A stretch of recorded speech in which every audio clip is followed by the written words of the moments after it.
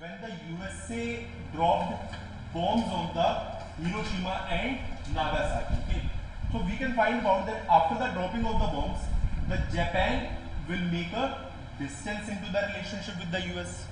But the things turned in a different manner. Japan became a ally of the USA. Okay, now this is to be understood. At that time, Douglas MacArthur, he was the supreme commander of the allied forces in the Japan, and he formed the constitution of the Japan. A general from the army, he formed the constitution of the Japan. वो allied forces के chief थे. He was from the USA. His name was Douglas MacArthur.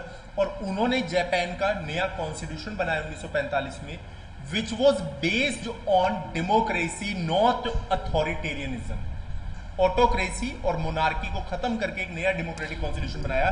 तो ये कई बार students को, कई लोगों को अजीब लग जाता है कि सर जापान के ऊपर तो यूएस ने बॉम्ब ड्रॉप किया और वही जापान बिल्कुल यूएस के साथ हो गया. ये कैसे हो गया? क्योंकि देखिए जापान के लिए मजबूरी था यूएस के साथ जाना, और उनके पास ऑप्शन भी नहीं था.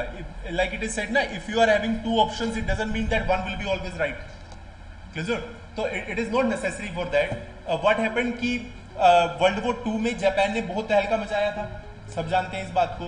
तो दो तो कट्टर दुश्मन बने ही हुए थे जापान के, एक चाइना और ऊपर से रशिया.